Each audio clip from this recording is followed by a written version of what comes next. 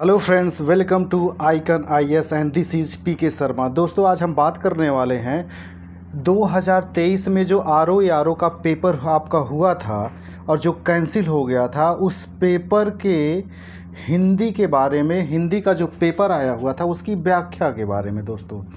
और ये जो व्याख्या दी गई है दोस्तों, ये घटना चक्र की सॉल्व जो आई थी उससे दी गई है, ताकि आप व्याख्या देखें और पेपर जब पिछला देखेंगे तो आपको आइडिया लगेगा दोस्तों कि आगे वाला जो अगला जो री एग्ज़ाम आपका होने वाला है उसमें हिंदी के क्वेश्चन का क्या स्टैंडर्ड होगा, और जो टॉपिक इसके 6 हैं उन टॉपिक से जो क्वेश्चन आ रहे हैं, किस टॉपिक के क्वेश्चन को टफ बनाया जा रहा है और किस टॉपिक के क्वेश्चन को इजी बनाया जा रहा है। तो दोस्तों आइए देखते हैं। हमारा पहला क्वेश्चन है इसमें, विशेषण के द्वारा जिस संज्ञा की व्याप्ति निर्धारित होती है उसे कहते हैं।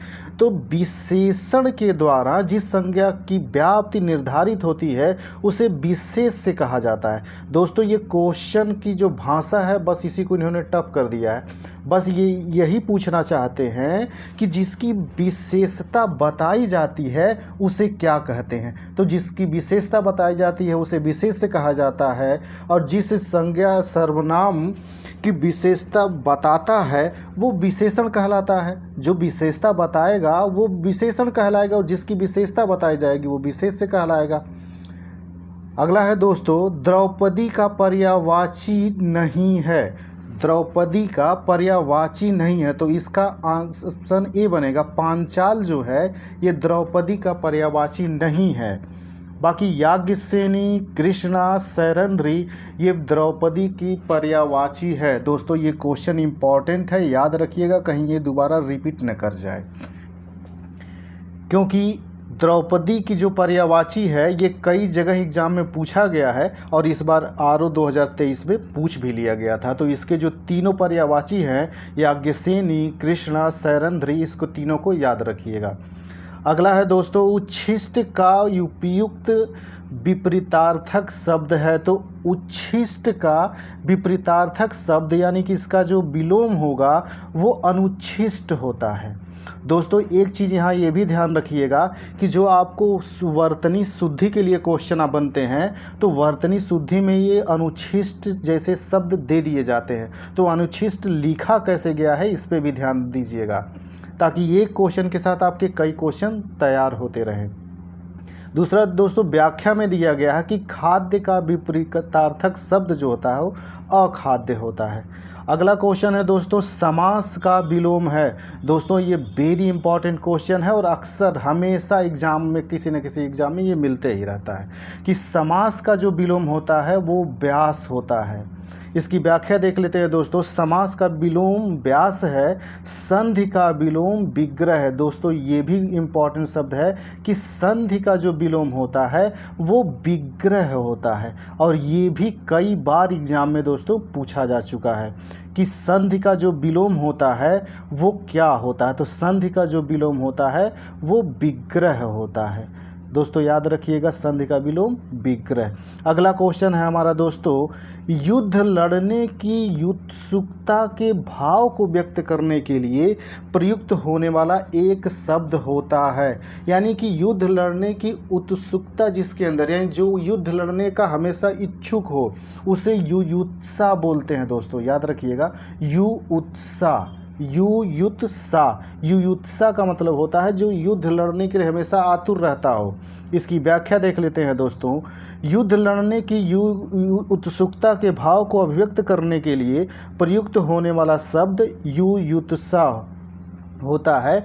कुछ जानने की चाह रखने वाले के लिए प्रयुक्त होने वाला एक शब्द जिज्ञासु। दोस्तों, याद रखिए, कुछ जानने की चाह रखने वाला जो होता है उसके लिए जिज्ञासु शब्द का प्रयोग किया जाता है। जिज्ञासु, कुछ जानने की इच्छा रखने वाला। अगला क्वेश्चन है दोस्तों, आपको चाहिए था कि आप रोगी को देख आएँ। दोस्तों, ये शुद्ध अशुद्ध वाला है, इसमें शुद्ध वाक्य ढूंढना है, क्योंकि अशुद्ध वाक्य ये है आपको चाहिए था कि आप रोगी को देख आएँ। तो इसका सही होगा, आपको चाहिए था कि आप रोगी को देख आते। देख आते। दोस्तों यही इसका सही होगा। दोस्तों जो लोग चैनल पे नए आए हुए हैं चैनल को सब्सक्राइब कर लेंगे ताकि उन्हें समय से वीडियोज मिल जाए। और दोस्तों ये घटना चक्र का सॉल्व है, घटना चक्र ने जो सॉल्व दिया है, क्योंकि घटना चक्र का 99% जो होता है लगभग सही होता है, इसमें गलती के चांसेस बहुत कम होते हैं। तो दोस्तों जो चैनल पर नए आए हुए हैं चैनल को सब्सक्राइब कर लेंगे ताकि दोस्तों आपको प्रीवियस ईयर के जितने भी क्वेश्चन हैं, हिंदी के जितने भी पेपर है अभी तक के जितने भी कमीशन ने लिए हैं उसके सारे सॉल्व आपको यहाँ पे मिलेंगे। और जीएस के भी प्रीवियस ईयर के सारे क्वेश्चन जो होंगे वो आपको यहाँ पे मिलेंगे। इसलिए चैनल को सब्सक्राइब कर लीजिए ताकि आपको समय से वीडियोज मिलता रहे और आप उसका लाभ उठा सकें। अगला क्वेश्चन है दोस्तों, इसमें इसकी व्याख्या दिया गया है कि आपको चाहिए था कि आप रोगी को देख आएँ। इसका शुद्ध रूप है आपको चाहिए था कि आप रोगी को देख आते। इस वाक्य में भूतकाल के विषय में कहा गया है, भूतकाल के बारे में। अगला क्वेश्चन है दोस्तों, घोटक का सही पर्यायवाची है। और दोस्तों ये इम्पॉर्टेंट क्वेश्चन है और कई बार एग्जाम में पूछा जा चुका है कि घोटक का पर्यायवाची शब्द क्या होता है। तो घोटक मीन्स होता है घोड़ा। घोटक जो है, ये घोटक शब्द जो है ये तत्सम शब्द है, इसी घोटक से बना हुआ है घोड़ा, और इसी घोड़ा की पर्यायवाची ये पूछ रहा तो अश्व होता है। इसकी व्याख्या देख लेते हैं दोस्तों। घोटक का सही पर्यायवाची जो है अश्व है। घोटक के अन्य पर्यायवाची शब्द जो होते हैं घोड़ा, तुरंग, तुरग, तुरंग है, बाजी, संधव। दोस्तों ये जितने पर्यायवाची इसके दिए गए हैं ये वेरी इंपॉर्टेंट है, इसको याद रखिएगा और एग्जाम में ये पूछता रहता है। खास करके ये जो तुरंग शब्द है और बाजी और संधव, ये तुरंग, बाजी, संधव जो है ये तीनों शब्द पूछा जा चुका है दोस्तों कि ये किसका ये पर्यायवाची शब्द है। अगला है दोस्तों, नीचे दिए गए विकल्पों में तत्सम शब्द चुनिए। तत्सम शब्द का मतलब ये होता है जो मूल संस्कृत के शब्द हैं उनके बारे में उन्हें चूज करना है। तो तत्सम शब्द जो दोस्तों इसमें दिया गया है, सकल जो होता है वो तत्सम शब्द है। बाकी जो है ये मयंक हो गया, गयंद हो गया, सगुन हो गया, ये जब तद्भव शब्द हैं। तो सकल जो होता है ये तत्सम शब्द है। अगला है दोस्तों क्वेश्चन, मक्षिका किसका तत्सम शब्द है। मक्षिका जो होता है ये मक्खी का, मक्खी का यानी कि मक्खी जो शब्द निकला है वो मक्षिका शब्द से निकला है। मक्षिका जो है ये तत्सम शब्द है और इसका तद्भव शब्द है मक्खी। दोस्तों इसकी जो व्याख्या दी गई है ये वेरी इंपॉर्टेंट है, इस व्याख्या को ध्यान से देख लीजिएगा कि मक्खी का तत्सम मक्षिका होता है और मच्छर का मत्सर। दोस्तों ये वेरी इंपॉर्टेंट है, ये मच्छर का जो मत्सर होता है इसको याद रखिएगा और इम्पॉर्टेंट है, ये पूछ भी सकता है। इसी तरह से मछली शब्द का जो तत्सम रूप होता है वो मत्स्य होता है, यानी मत्स्य से ही मछली शब्द निकला है। अगला है दोस्तों, मिट्टी का तत्सम रूप मृत्तिका होता है। दोस्तों ये दोनों ये याद रखिएगा, मच्छर का और मिट्टी का तत्सम शब्द क्या होता है। तो मच्छर का मत्सर होता है और मिट्टी का मृत्तिका होता है। अगला है क्वेश्चन दोस्तों, निम्नलिखित दोनों कथनों पर ध्यानपूर्वक विचार करते हुए सही कूटों को पहचानिए। संस्कृत और प्राकृत से विकृत होकर हिंदी में आने वाले शब्द तद्भव कहलाते हैं। तो दोस्तों आपको पता होगा कि जो संस्कृत के मूल शब्द होते हैं या प्राकृत के, उन्हीं से विकृत होकर के जो शब्द बनते हैं उन्हीं को हम तद्भव कहते हैं। तो ये सही है। दूसरा का है तद्भव शब्द संस्कृत से उत्पन्न है। हाँ बिल्कुल शब्द ये संस्कृत से ही उत्पन्न शब्द है। तद्भव शब्द जो है ये शब्द जो आया है ये भी संस्कृत से ये भी उत्पन्न है। तो इसके लिए ए और बी दोनों सही है। और दोस्तों एक चीज़ याद रखिएगा कि कमीशन ने अब पैटर्न बदल दिया है। अब आपको एग्जाम्पल पूछने के बजाय थ्योरी से क्वेश्चन आने शुरू कर दिए हैं। इसलिए थ्योरी याद रखिएगा। जैसे मान लीजिए आप पढ़ रहे हैं विशेषण के बारे में, तो विशेषण कितने प्रकार के होते हैं, उनके उपविशेषण के बारे में क्या चीज़ कही गई है, हर विशेषण के जैसे प्रविशेषण क्या किसे कहा जाता है, इस सब की परिभाषा याद रखिएगा, क्योंकि अब थ्योरी से क्वेश्चन बनने शुरू कर दिए गए हैं। फिर मैं कह रहा दोस्तों, जो लोग चैनल पे नए आए हुए हैं चैनल को सब्सक्राइब कर लेंगे। दोस्तों आपको इसी तरह से डिटेल्स में हर पेपर का व्याख्या के साथ वीडियोज अवेलेबल कराया जाएगा। तो दोस्तों चैनल को सब्सक्राइब कर लीजिए। हम अगला क्वेश्चन देखते हैं दोस्तों।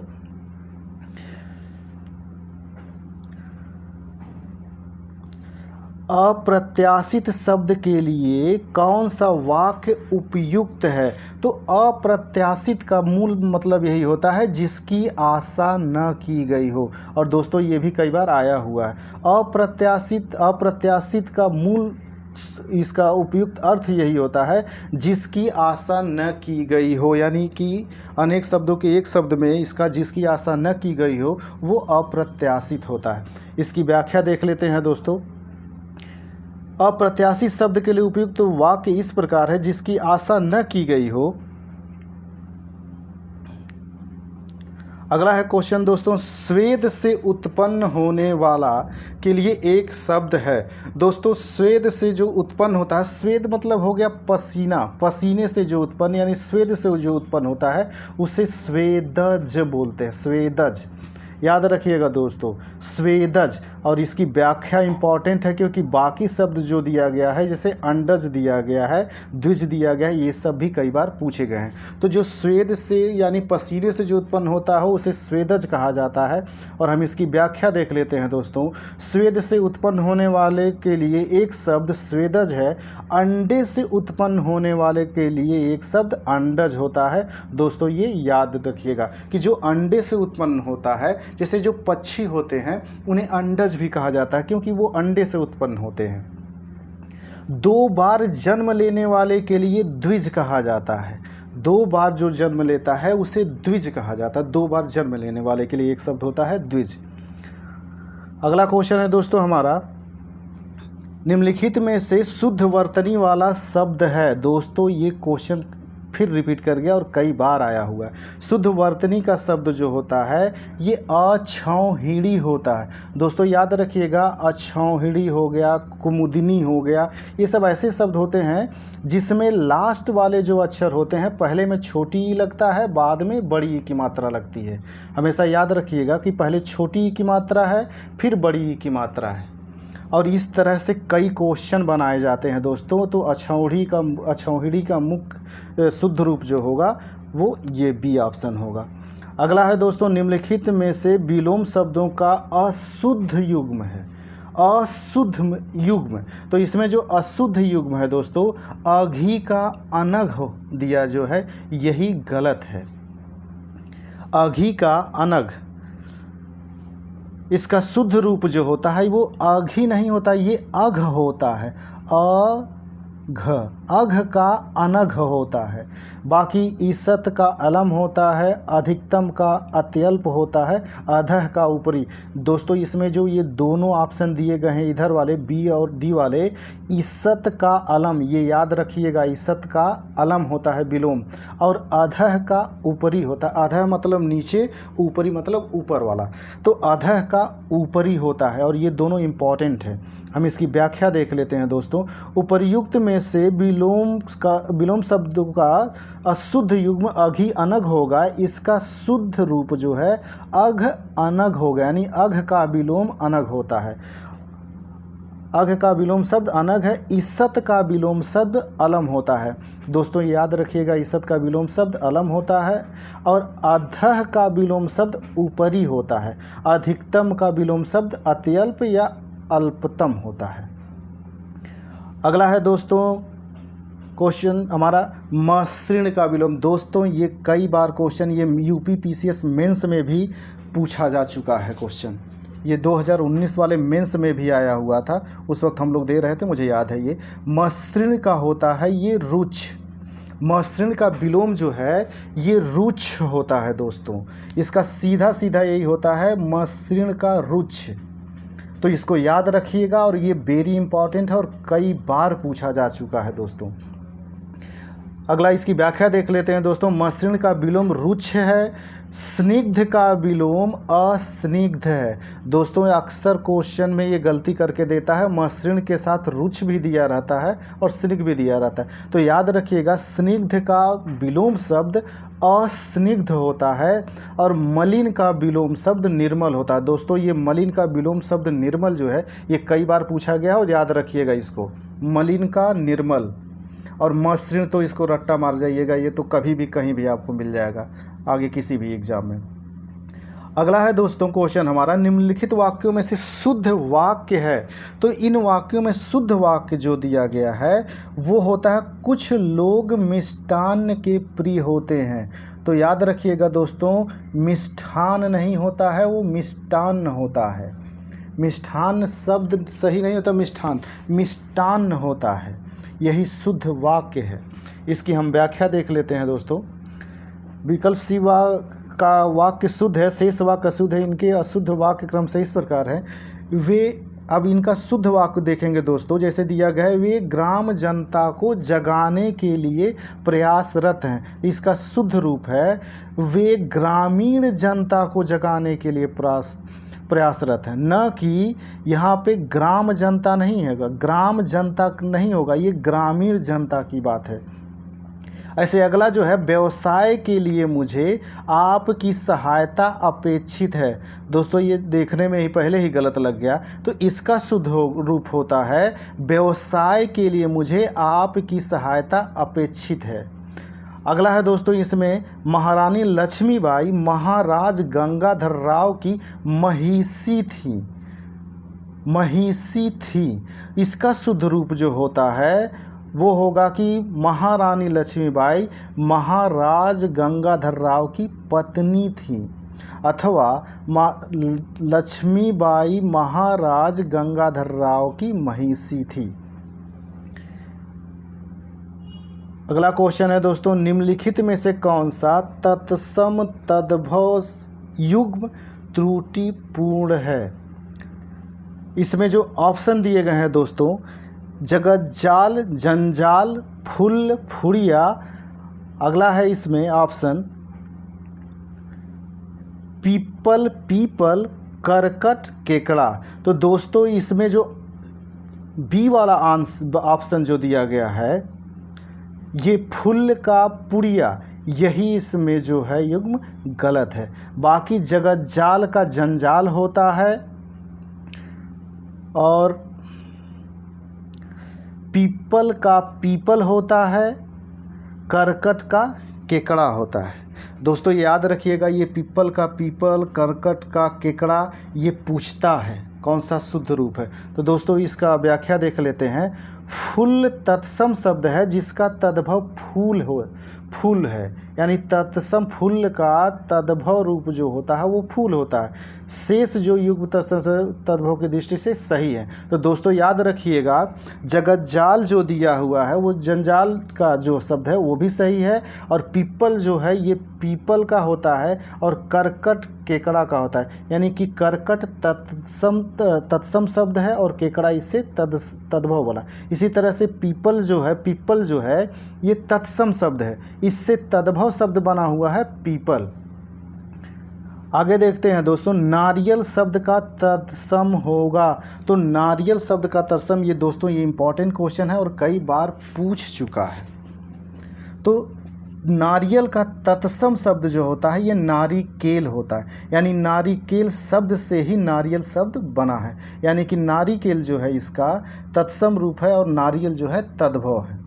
इसकी व्याख्या देख लेते हैं। नारियल का तत्सम नारिकेल होता है। नवनीत तत्सम शब्द है, इसका तद्भव लवनी है।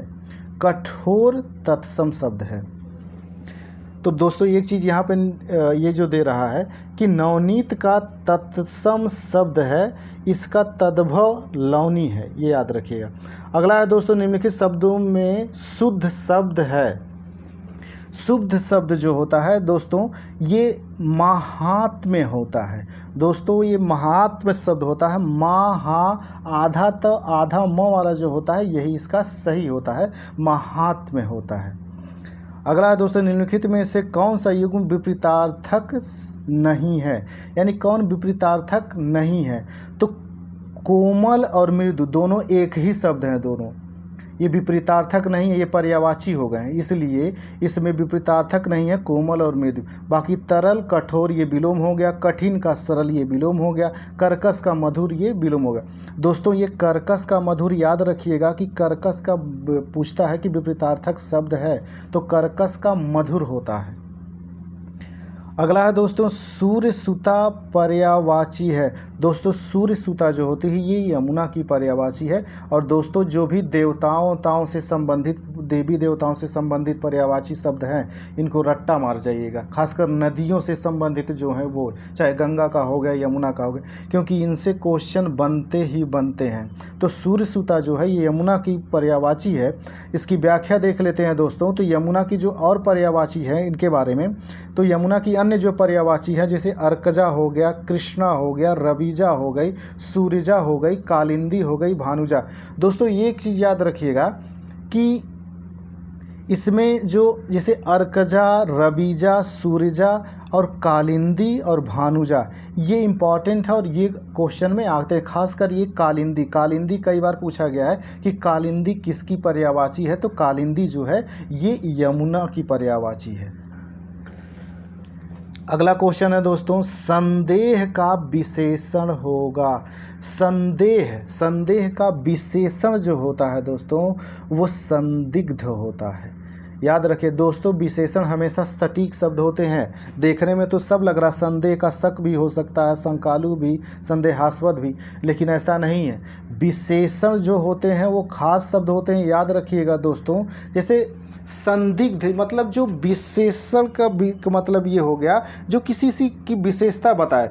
तो जिस शब्द के आगे कोई एक शब्द लगा देंगे, जैसे संदिग्ध व्यक्ति हम कह देंगे, तो यानी कि उस व्यक्ति की विशेषता ये बता रहा है कि वह व्यक्ति संदिग्ध है।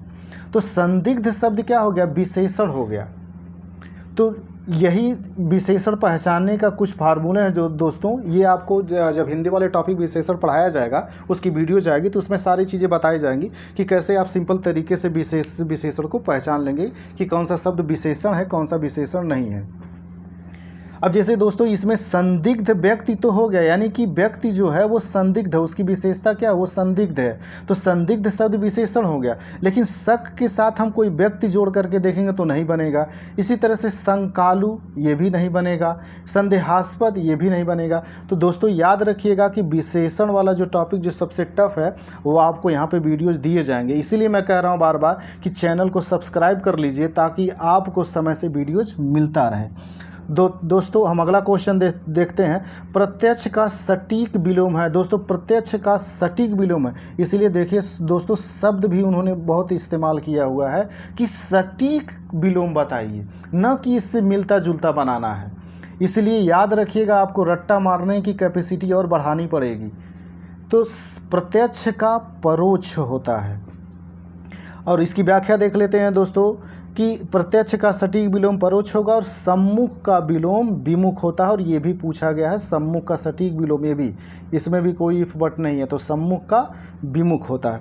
अगला है दोस्तों, ये सुमेलित करने के लिए क्वेश्चन आया हुआ है। शब्द दिया गया है और उसके पर्यायवाची दिए गए हैं। तो खर जो होता है सुमेलित नहीं है, तो खर गधे को बोला जाता है और गर्दभ भी गधे को बोला जाता है, तो ये सुमेलित है। और इसका अगला दिया हुआ है गंगा, गंगा का मृगांक, ये सुमेलित नहीं है दोस्तों, यही इसका सही आंसर होगा, ये सुमेलित नहीं है। बाकी आँख को लोचन भी कहा जाता है, इंद्र को पुरंदर भी कहा जाता है। ये हम इसकी व्याख्या देख लेते हैं दोस्तों। मृगांक जो है ये चंद्रमा का पर्यायवाची है और ये शब्द याद रखिएगा कि कई बार पूछ लेता है मृगांक किसका पर्यायवाची है, तो मृगांक जो है ये चंद्रमा का पर्यायवाची है। चंद्रमा के अन्य पर्यायवाची शब्द दोस्तों इंदु, राकेश, मयंक। दोस्तों ये मयंक शब्द याद रखिएगा, ये कई बार पूछा गया है। इसी तरह से शशांक शब्द जो है ये भी कई बार पूछा गया है। विधु हो गया, हिमकर हो गया, निशाकर हो गया, विभाकर हो गया, कलानिधि हो गया, रजनीश। दोस्तों ये वेरी इंपॉर्टेंट है। चंद्रमा का पर्यायवाची तो रट्टा मार जाइएगा क्योंकि कभी न कभी एग्जाम में ये दिख ही जाता है किसी न किसी रूप में। अगला है दोस्तों, निम्नलिखित में से तत्सम तद्भव का कौन सा युग्म त्रुटिपूर्ण है। तो कौन सा युग्म त्रुटिपूर्ण है ये तत्सम तद्भव। तो गंभीर का गहरा होता है, कपाट का कपड़ा नहीं दोस्तों, ये कपाट नहीं होता है, करपट होता है, कपड़ा का करपट होता है। तो ये इसका भी गलत है। बाकी पुराण से पुराना बना हुआ है, वचन से वैन बना हुआ। दोस्तों इसमें जो तीनों ऑप्शन दिए गए हैं तीनों इंपॉर्टेंट है, इसको याद रखिएगा कि पुराण से पुराना यानी कि पुराण का जो तद्भव होता है वो पुराना होता है, वचन का जो तद्भव होता है वो वैन होता है। इसी तरह से करपट का कपड़ा होता है, करपट से कपड़ा बना हुआ है।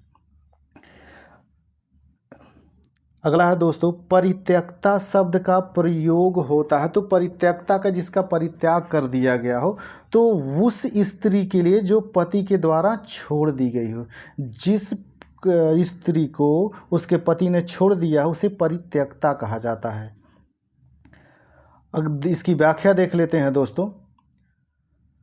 परित्यक्ता शब्द का प्रयोग उस स्त्री के लिए किया जाता है जो पति के द्वारा छोड़ दी गई हो। वह स्त्री जिसका पति मर गया हो वो विधवा शब्द उसके लिए प्रयोग किया जाता है। वह स्त्री जो पर पुरुष से प्रेम करती हो उसको परकिया, दोस्तों ये परकिया शब्द याद रखिएगा।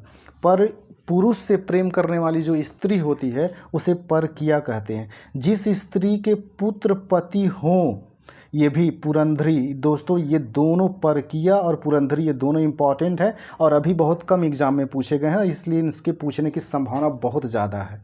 तो दोस्तों इनको रट्टा मार जाइएगा। वह स्त्री जो पर पुरुष से प्रेम करती है वो परकिया उसके लिए यूज किया जाता है शब्द।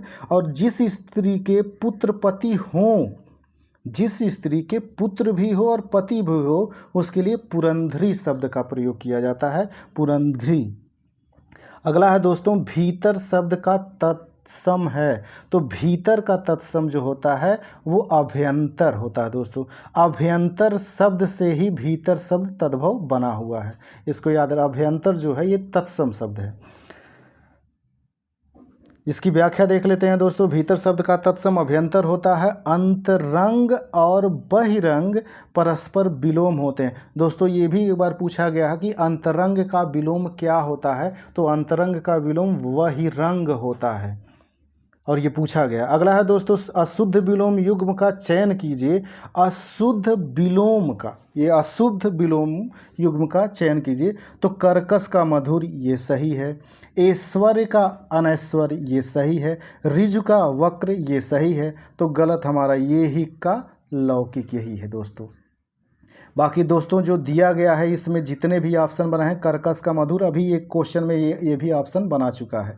ईश्वर का अनैश्वर्य होता है और ऋजु का वक्र। दोस्तों ये ऋजु का वक्र तो रट्टा मार जाइएगा, ये हमेशा आते रहता है एग्जाम में, ऋजु का वक्र। तो इसकी व्याख्या देख लेते हैं दोस्तों। ऐहिक का विलोम पारलौकिक होता है। और दोस्तों ये भी याद रखिएगा कि ऐहिक का जो विलोम होता है वो पारलौकिक होता है, जबकि लौकिक का विलोम अलौकिक होता है। ये पूरा क्वेश्चन जो है दोस्तों, ये पूरा क्वेश्चन इंपॉर्टेंट है। जितने भी इसके ऑप्शन बनाए गए हैं कोई भी ऐसा इसमें शब्द नहीं है जो इम्पॉर्टेंट ना हो और आपके एग्ज़ाम में न कहीं कहीं मिले। आपको कहीं कहीं मिल ही जाएगा दोस्तों। तो याद रखिएगा, मधुर का कर्कश होता है, ईश्वर का अनैश्वर्य होता है, ऋजु का वक्र होता है, ऐहिक का पारलौकिक होता है और लौकिक का अलौकिक होता है। अगला क्वेश्चन है दोस्तों, रात्रि का पर्यायवाची है। दोस्तों रात्रि का पर्यायवाची, जैसे कि दोस्तों इसमें देखेंगे कि रात्रि का पर्यायवाची जो होता है वो सरवरी होता है। सरवरी जो होती है वो रात की पर्यायवाची होती है। जैसे चपला, क्षण प्रभा, सौदामिनी ये सब बिजली के होते हैं दोस्तों। इसकी हम व्याख्या देख लेते हैं। सरवरी रात्र का पर्यायवाची है, जबकि चपला, क्षण प्रभा, सौदामिनी विद्युत या बिजली का पर्यायवाची। दोस्तों एक चीज़ याद रखिएगा, ये जो बिजली का पर्यायवाची दिया गया है ये चपला, क्षण प्रभा और सौदामिनी ये भी इम्पॉर्टेंट है। बिजली का अक्सर दोस्तों, बिजली और तरंग दो चीज़ें याद रखिएगा इसमें कि बिजली का और तरंग का ये दोनों की पर्यायवाची याद कर लीजिएगा, रट्टा मार जाइए, क्योंकि बिजली और तरंग इन दोनों की पर्यायवाची अक्सर पूछता है और इसमें लोगों को कन्फ्यूजन हो जाता है कि कौन बिजली का है कौन तरंग का है। तो याद रखिएगा दोस्तों, ये चपला, क्षण प्रभा और सौदामिनी जो है, जो आपके ऑप्शन में बनाए गए हैं, ये बिजली के पर्यायवाची हैं। अगला है दोस्तों, प्रतिबिंबित में विशेष्य होगा। प्रतिबिंबित में विशेष्य जो होता है, विशेष्य होगा इसका प्रतिबिंब। प्रतिबिंब से बना हुआ है प्रतिबिंबित, यानी कि विशेष्य जो है ये प्रतिबिंब होता है और विशेष्य प्रतिबिंबित होता है। यहाँ पे व्याख्या भी दिया गया दोस्तों कि प्रतिबिंबित जो है ये विशेषण शब्द है, जबकि विशेष से इसका जो है प्रतिबिंब है।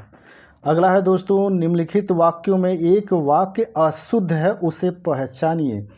अशुद्ध, उपरोक्त पंक्ति दोस्तों अच्छी नहीं है।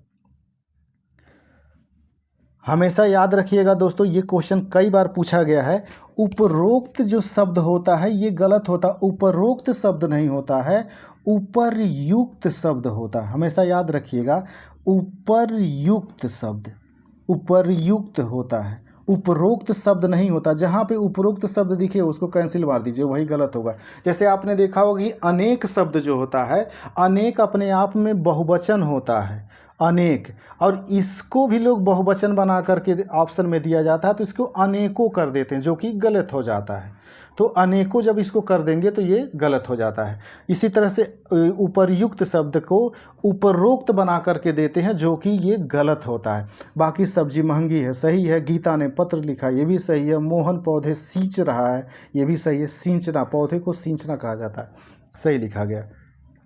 अगला दोस्तों, वह खंभा गिर जाएगा, वह खंभा गिर जाएगा, इस पंक्ति में कौन सा विशेषण है। दोस्तों एक चीज़ याद रखिएगा, मैंने कहा कि हमेशा अब इस बार से पैटर्न उन्होंने चेंज किया है, थ्योरी से क्वेश्चन पूछ रहे हैं। दोस्तों ये थ्योरी का ही क्वेश्चन है कि वह खंभा गिर जाएगा इस पंक्ति में कौन। अब आपको विशेषण के बारे में अगर नहीं पता है कि निश्चयवाचक विशेषण, जैसे सार्वनामिक विशेषण किसे कहते हैं, तो सार्वनामिक में निश्चयवाचक होते हैं, अनिश्चयवाचक होते हैं। बाकी और जो विशेषण है परिमाणवाचक, गुणवाचक, संख्यावाचक, इनकी अगर परिभाषा नहीं पता है तो आप नहीं कर पाएंगे। तो इसमें जो कह रहा है कि वह खंभा, यानी कि इंडिकेट कर रहा कि वह खंभा, यानी कि वो सीधे सीधे बता रहा है कि कौन सा खंभा। तो यानी निश्चित हो गया कि वही खंभे की बात कर रहा है। तो इसका जो आंसर बनेगा निश्चयवाचक सार्वनामिक विशेषण, ये बनेगा। बाकी परिमाण का मतलब होता है दोस्तों क्वांटिटी, जैसे मात्रा, 2 किलो, 5 किलो, कितना दूध, कुछ दूध, ये होता है। गुण का मतलब हो जैसे लाल, पीला, हरा, काला, नीला, ये हो गया। जैसे संख्या 1, 2, 3, 4, 5, ये संख्यावाचक विशेषण होते हैं। दोस्तों आपको विशेषण हिंदी के जितने भी टॉपिक हैं सबके आपको टॉपिक भी दिए जाएंगे, टॉपिक भी, और टॉपिक से रिलेटेड जितने भी क्वेश्चन अभी तक आ चुके हैं सबके वीडियोज आपको प्रोवाइड कराए जाएंगे। तो दोस्तों हम जल्दी जल्दी इसको देख लेते हैं, इसकी व्याख्या देख लेते हैं। दोस्तों वह खंभा गिर जाएगा, इस पंक्ति में निश्चयवाचक सार्वनामिक विशेषण है। सार्वनामिक का विशेषण का मतलब यही होता है दोस्तों जिसमें जैसे वह दिया हो या कुछ इस तरह से, तो मैं, तू, वह, ये जो होते हैं ये सार्वनामिक विशेषण होते हैं। तो उसने कह दिया वह खंभा, तो वह हो गया सार्वनामिक, और निश्चित कर दिया कि वही खंभा, तो निश्चयवाचक सार्वनामिक विशेषण हो गया। पुरुषवाचक तथा निजवाचक सर्वनाम मैं, तू, वह के अंतर्गत यह सर्वनाम है। जब किसी संज्ञा के पूर्व आते हैं तो उसे सार्वनामिक विशेषण कहते हैं। सार्वनामिक विशेषण 2 प्रकार के होते हैं, मौलिक सार्वनामिक विशेषण तथा 2 यौगिक सार्वनामिक विशेषण। दोस्तों इसमें दिया है मौलिक जो सार्वनामिक विशेषण होते हैं, जो विशेषण बिना रूपांतरण से संज्ञा के पूर्व आते हैं, जैसे वह लड़का, यह घर, कोई व्यक्ति इत्यादि। यानी मौलिक रूप से जिसमें कोई परिवर्तन, बिना किसी परिवर्तन के सीधे सीधे आते हैं, उन्हें हम मौलिक सार्वनामिक विशेषण कहते हैं। बाकी यौगिक सार्वनामिक विशेषण जो होता है, जो विशेषण मूल सर्वनामों में प्रत्यय लगाने से बनते हैं, जैसे कि जैसा देश, ऐसा व्यक्ति, कैसा घर इत्यादि। ये दोस्तों व्याख्या थी इसकी। अगला क्वेश्चन है दोस्तों हमारा, दृश्य मनोरम था, इस वाक्य में प्रयुक्त विशेषण है। अब यहाँ पे भी दोस्तों ये नहीं पूछा है कि विशेषण शब्द नहीं बताना है, ये बताना है ये किस प्रकार का विशेषण है। तो दृश्य मनोरम था दोस्तों, ये किसी के विशेषता के बारे में बता रहा है, यानी ये गुणवाचक विशेषण हो गया। इसमें संख्यावाचक विशेषण नहीं होगा क्योंकि संख्या की बात नहीं की गई है। किसी को इंडिकेट नहीं, निर्देशित नहीं किया जा रहा है, इसलिए निर्देशित नहीं है। किसी भाव की बात नहीं की जा रही है, इसलिए भाववाचक विशेषण भी नहीं होगा। ये दृश्य मनोरम था, यानी दृश्य मनोरम, यानी उस दृश्य की विशेषता बताई जा रही कि वो दृश्य जो था वो मनोरम था, यानी कि गुणवाचक, उस दृश्य के गुण के बारे में बताया जा रहा है। दोस्तों इसकी व्याख्या देख लेते हैं। दृश्य मनोरम था, इस वाक्य में प्रयुक्त विशेषण गुणवाचक विशेषण है। जिस शब्द से संज्ञा का गुण, इसको परिभाषित किया गया है गुणवाचक विशेषण को यहाँ पे, कि जिस शब्द से संज्ञा का गुण, स्वभाव, दशा इत्यादि का बोध हो उसे गुणवाचक विशेषण कहते हैं। जैसे पीला, सुंदर, सुनहरा, चमकीला, उजला इत्यादि जो भी चीज़ें हैं ये दिया गया। अगला क्वेश्चन है दोस्तों, इसमें वर्तनी के अनुसार शुद्ध शब्द का चयन कीजिए। तो दोस्तों शुद्ध शब्द का चयन करने के इसमें देख लेंगे। ऑप्शन तो ये बनाया गया है बी, वधु जो होता है, वधु वो ये सही रूप होता है। लेकिन इसकी व्याख्या देख लेते हैं। आकार नहीं होता है, ये होता है आकार। और ये दोस्तों जो दिया गया अतिथि जो होता है, त पर भी छोटी की मात्रा होती है और थ पर भी छोटी की मात्रा होती है। और ये जो कुआं दिया गया है दोस्तों, ये इसमें क पर छोटी ऊ की मात्रा होती है, बड़ी ऊ की मात्रा नहीं होती है। इसकी व्याख्या देख लेते हैं दोस्तों। वर्तनी के अनुसार शुद्ध शब्द वधु है। आकार का आकार होता है, कुआं का शुद्ध शब्द जो होता है कुआं होता है। दोस्तों याद रखिएगा कि यहाँ कुआं में क पे छोटी ई की मात्रा होता है और अतिथि का जो होता है वहाँ पे थ पे भी छोटी ई की मात्रा, यानी त पे भी छोटी ई की मात्रा होती है और थ पर भी छोटी ई की मात्रा होती है। दोस्तों जिसमें से ये अतिथि और कुआं, इन शब्द को ध्यान रखिएगा, ये शब्द कई बार पूछे गए हैं। बरसात बिल्कुल न होने को अभिव्यक्त करने के लिए प्रयुक्त होने वाला उपयुक्त एक शब्द होता है। दोस्तों जब जैसे बिल्कुल ही वर्षा न हो तो ऐसी कंडीशन को एक शब्द में क्या कहा जाता है, उसके लिए अनावृष्टि शब्द का प्रयोग किया जाता है। अनावृष्टि, इसकी व्याख्या देख लेते हैं दोस्तों। बरसात बिल्कुल न होने को अभिव्यक्त करने के लिए प्रयुक्त होने वाला उपयुक्त शब्द अनावृष्टि है। दोस्तों ये अल्पवृष्टि से होता है, अल्पवृष्टि जब कम वर्षा होती है। अकाल का मतलब दोस्तों ये होता है कि कोई भी बिल्कुल, मतलब अकाल का ये मतलब एक शब्दों में इसका प्रयोग इसलिए किया जाता है अकाल का, जब कुछ भी उत्पन्न नहीं होता है। अगला है दोस्तों क्वेश्चन, जो युद्ध में स्थिर रहता है के लिए प्रयुक्त होने वाला एक शब्द। दोस्तों ये कई बार एग्जाम में पूछा गया है। जो युद्ध में स्थिर रहता है, जो युद्ध में स्थिर रहता है उसे युधिष्ठिर कहते हैं। जो युद्ध में स्थिर रहता है उसे युधिष्ठिर कहते हैं। और दोस्तों कई बार युधिष्ठिर शब्द कैसे लिखा जाता है इसके बारे में भी पूछा गया, इसका शुद्ध रूप। तो देख लीजिएगा ध्यान से कि युधिष्ठिर लिखा कैसे गया है। अगला है क्वेश्चन दोस्तों, निम्नलिखित वाक्यों को ध्यानपूर्वक पढ़कर दिए गए कूट के अनुसार उत्तर दीजिए। संजीव ने मिठाई और पापड़ खाए, सीतांशु ने दूध और रोटी खिलाई, श्याम ने बैल और घोड़ा मोल लिए, तुमने रुपया दिया है। दोस्तों इसमें पूछ रहा है कि कौन से वाक्य सही होंगे। तो इसमें सही वाक्य जो दिया गया है, संजीव ने मिठाई और पापड़ खाए, सीतांशु ने दूध और रोटी खिलाई, श्याम ने बैल और घोड़ा मोल लिया, तुमने रुपये दिया। तो इसमें सही है दोस्तों, इसमें ए ऑप्शन, यानी कि ए और बी शुद्ध वाक्य हैं। और शुद्ध वाक्य क्यों है? क्योंकि संजीव ने मिठाई और पापड़ खाए, दोनों खाने वाली चीज़ें हैं दोस्तों, दोनों के लिए बहुवचन लिखा है खाए। इसी तरह से सीतांशु ने दूध और रोटी खिलाई, यहाँ पे भी, क्योंकि रोटी ये जो होती है दोस्तों, इसकी व्याख्या देख लेते हैं हम। उपयुक्त वाक्यों में कूट के अनुसार शुद्ध वाक्य इस प्रकार है, संजीव ने मिठाई और पापड़ खाए, सीतांशु ने दूध और रोटी खिलाई। अगला है दोस्तों जंगम शब्द का सटीक विलोम है। दोस्तों ये भी कई बार पूछा गया, जैसे वहाँ पे ऋजु का वक्र पूछा गया था, इसी तरह से जंगम का भी स्थावर हमेशा पूछते रहता है कि जंगम का सटीक विलोम क्या होगा। दोस्तों ये सटीक शब्द बहुत खतरनाक है, अगर आपने थोड़ा सा भी इधर उधर किया तो गलत आंसर हो जाएगा। इसलिए याद रखिएगा कि जंगम का सटीक विलोम जो होता है स्थावर होता है। इसकी व्याख्या देख लेते हैं दोस्तों। जंगम शब्द का सटीक विलोम स्थावर है। स्थिर का विलोम शब्द चंचल या अस्थिर है। स्थूल का विलोम शब्द सूक्ष्म है। दोस्तों ये स्थूल का सब विलोम जो है सूक्ष्म जो, इसको याद रखिएगा, ये पूछा गया है। नित्य दीन दुखियों को भोजन देने की व्यवस्था के लिए प्रयुक्त होने वाला एक शब्द है। दोस्तों इसके लिए सदावर्त शब्द यूज किया जाता है। याद रखिएगा, जो नित्य दीन दुखियों को भोजन देने की व्यवस्था है, इसके लिए सदावर्त शब्द का प्रयोग किया जाता है। अगला क्वेश्चन है दोस्तों हमारा,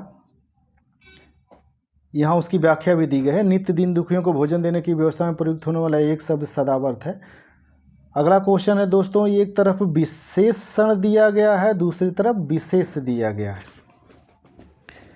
और इसको मिलाने के लिए कह रहा है। तो दोस्तों अगर ऐतिहासिक कोई चीज़ होगी तो एक चीज़ ध्यान दीजिएगा कि ऐतिहासिक क्या चीज़, जैसे इतिहास हम लोग पढ़ते हैं तो ऐतिहासिक घटनाओं के बारे में, तो किसकी विशेषता बताई, घटना की विशेषता बता रहा है, तो घटना विशेष से हो गया और विशेषण क्या हो गया, ऐतिहासिक। तो घटना जो है यानी कि ऐतिहासिक है।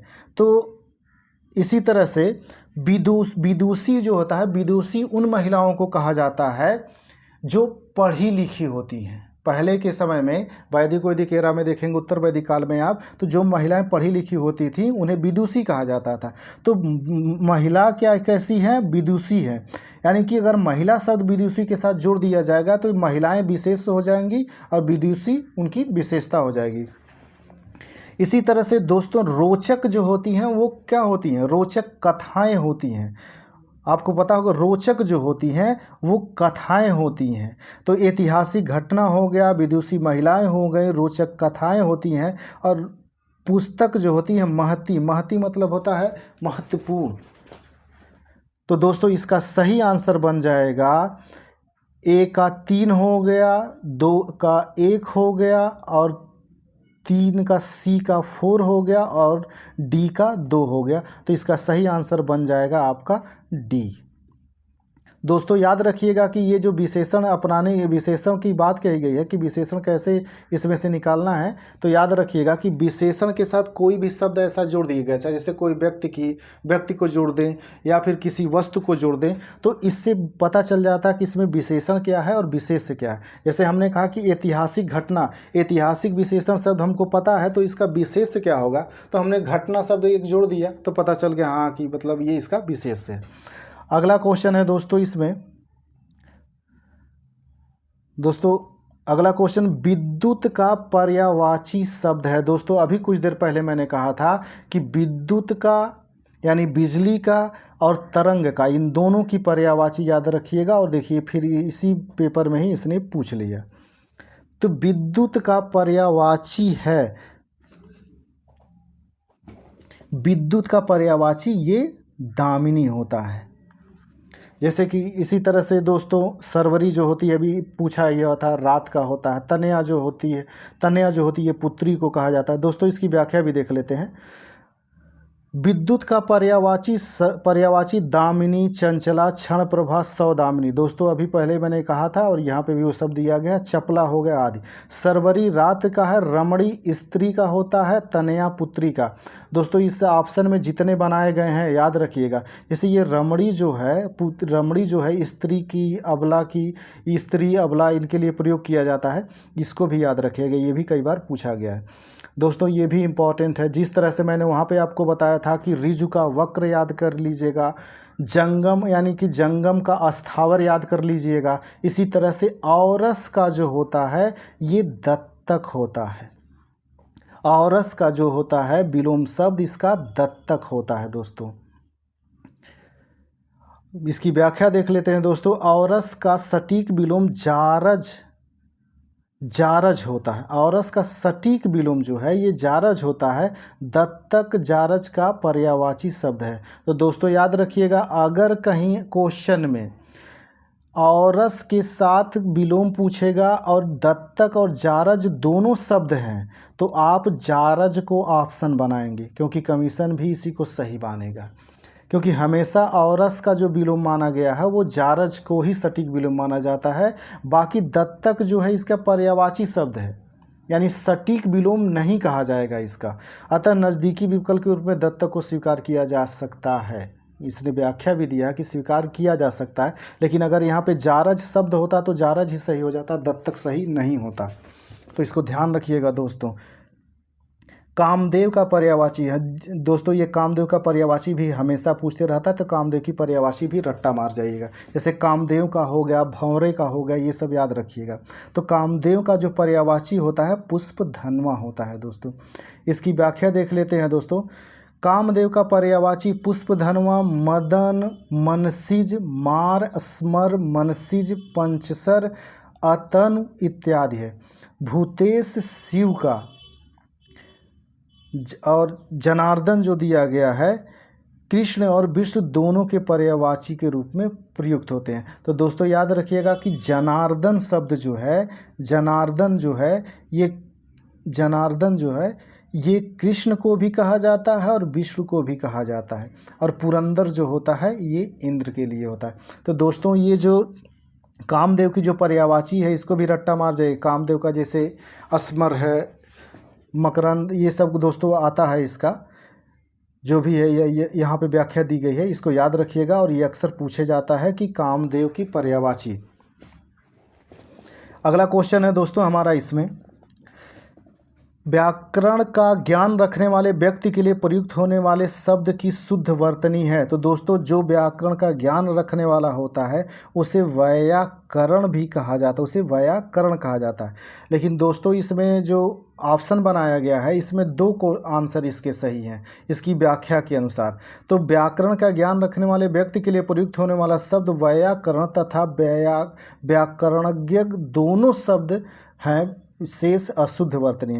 तो दोस्तों याद रखिएगा, लेकिन व्याकरण का ज्ञान रखने वाले व्यक्ति के लिए अक्सर व्याकरण का ही प्रयोग किया जाता है, और कमीशन ने ही कई बार पूछा है तो उसने व्याकरण को ही माना है।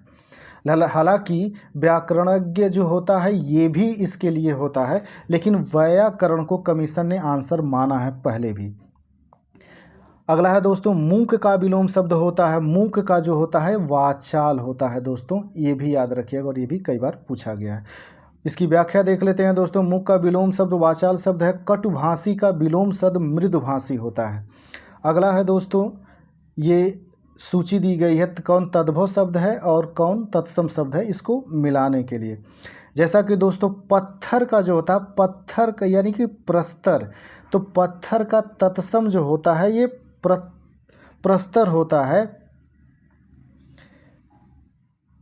और इसी तरह से दोस्तों धुआं का जो होता है ये धूम्र होता है, पत्थर का प्रस्तर होता है।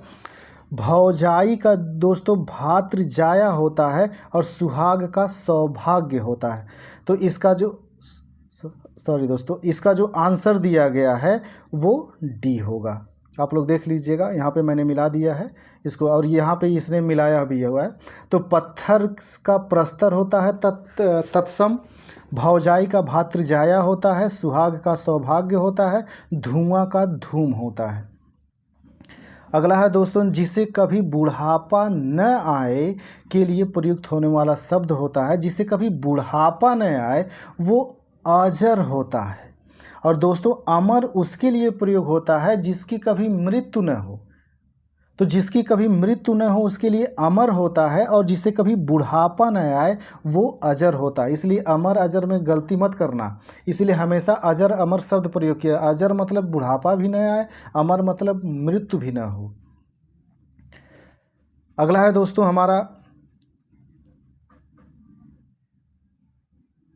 इसकी व्याख्या भी दोस्तों देख लीजिए। देखिए, जिसे कभी बुढ़ापा न आए के लिए प्रयुक्त होने वाला शब्द अजर है। जिसका विनाश न हो अविनाशी, जिसकी मृत्यु न हो उसके लिए अमर होता है। अगला है दोस्तों, अहि का पर्यायवाची शब्द है दोस्तों। अहि जो है ये कई बार पूछा गया, ये सर्प का पर्यायवाची है। अहि होता है, फड़ग होता है दोस्तों, दिया गया है, इसकी व्याख्या देख लीजिए। अहि जो होता है सर्प, भुजंग, उरग, पन्नग, जिसमें दोस्तों ये उरग और पन्नग, ये याद रखिएगा, उरग और पन्नग जो होते हैं ये सांप का, अहि यानी सर्प का पर्यायवाची शब्द है।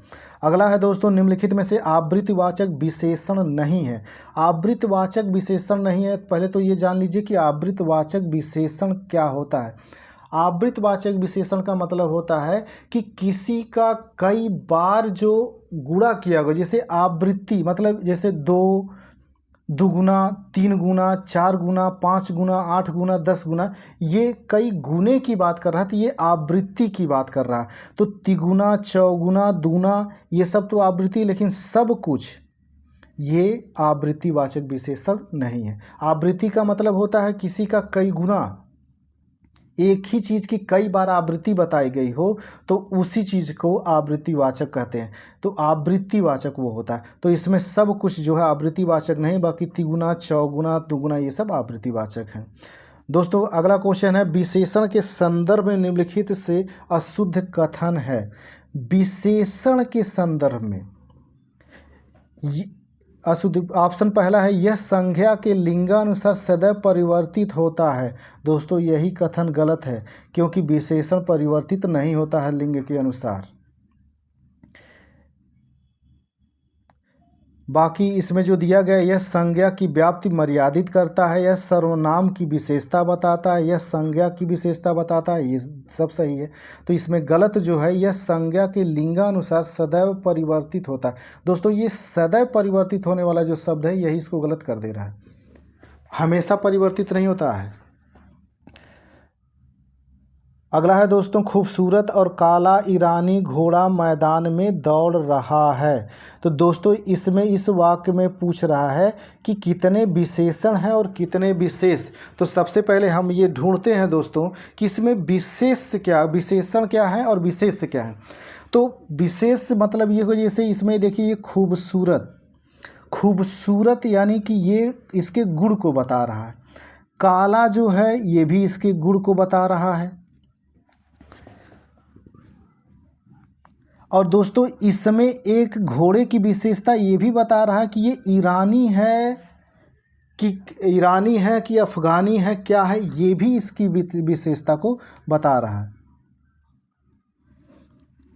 तो इसमें दोस्तों एक चीज़ देखने को मिल रहा है कि खूबसूरत, काला और ईरानी, ये 3 शब्द जो हैं इसमें विशेषण हैं।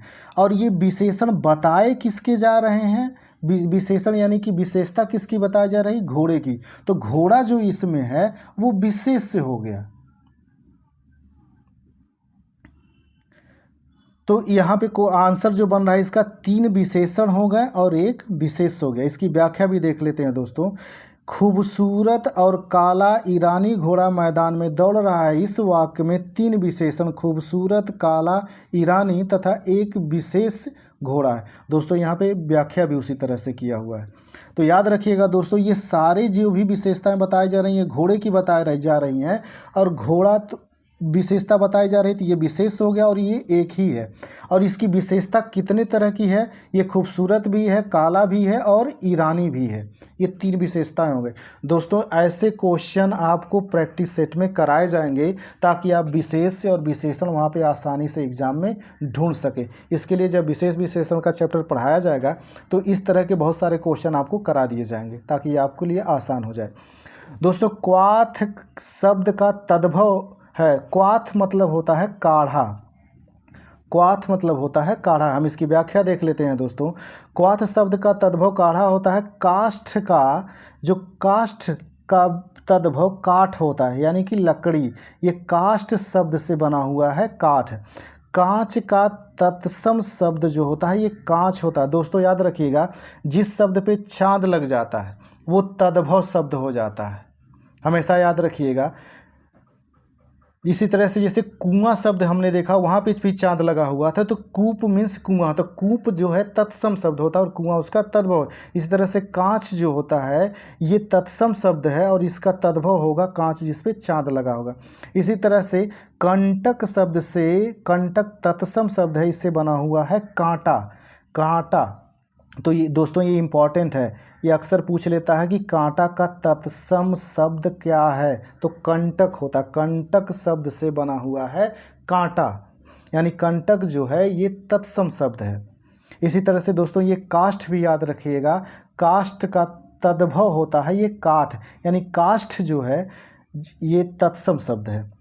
अगला है दोस्तों प्रशंसा का पर्यायवाची है, तो दोस्तों प्रशंसा का पर्यायवाची जो होता है ये श्लाघा, और ये याद रखिएगा ये कई बार श्लाघा ही ऑप्शन में देकर के पूछा गया है कि श्लाघा किसकी पर्यायवाची है, तो किसी की प्रशंसा बड़ाई जो होती है ये श्लाघा, इसी को श्लाघा भी बोला जाता है।